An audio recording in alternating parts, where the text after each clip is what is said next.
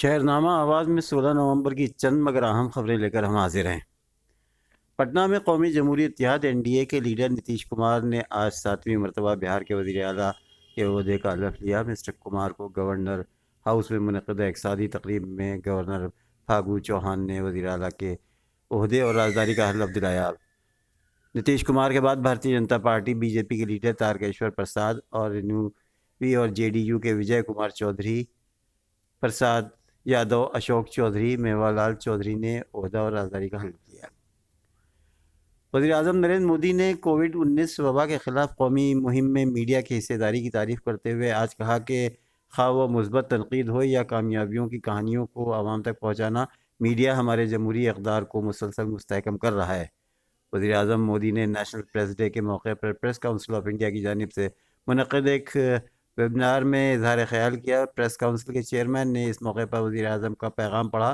وزیر اعظم نے کہا کہ ہم مسائل پر عوام میں بیداری لانے اور سماجی فلاح و بہبود کے لیے برتاؤ میں تبدیلی لانے کی خاطر میڈیا نے گزشتہ کچھ برسوں میں اہم فریق کے بطور حکومت کی کوششوں میں تعاون کیا ہے۔ اس تناظر میں انہوں نے حکومت کی سوچھ بھارت اور پانی کے تحفظ کی پہل کو عوامی تحریک میں تبدیل کرنے کے میڈیا کی حصہ داری کا ذکر بھی کیا۔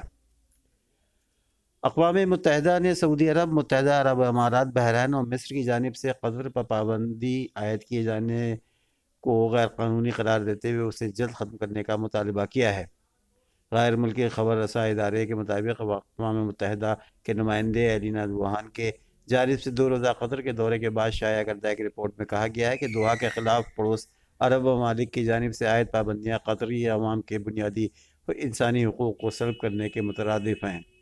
رپورٹ میں یہ بھی کہا گیا ہے کہ سعودی عرب، بحرین اور مصر نے قطر میں رہنے والے لوگوں کے لیے آزادی اور اظہار رائے، نقل و حرکت اور جائیداد تک کی رسائی، تجارتی رکاوٹوں میں جیسی پابندیاں عائد کی ہیں جو کہ بین الاقوامی قوانین کی خلاف ورزی بھی ہے۔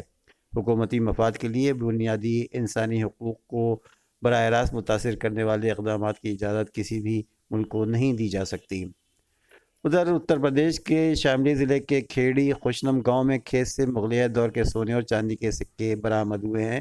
کھیت میں رات کے وقت غیر قانونی طور پر کی جاری کھدائی کے دوران خزانے کے دریافت ہوئی۔ اطلاع کے مطابق برآمد شدہ سکوں کا کل وزن 2 سے 2.5 کلو ہے۔ ماہرین کے مطابق دریافت شدہ سکے مغل دور کے ہیں جو کسی وقت یہاں دفن کیے گئے ہوں گے۔ دوسری جانب صدیوں پرانے سکوں کی اطلاع پولیس اور محکمہ ریونیو کے اہلکاروں کو مل گئی ہے اور وہ موقع پر پہنچ گئے ہیں۔ لوگوں سے پوچھ گچھ کی جا رہی ہے اور یہ معلوم کیا جا رہا ہے کہ ان کو کچھ معلوم ہے یا اس میں کسی اور کی سازش ہے۔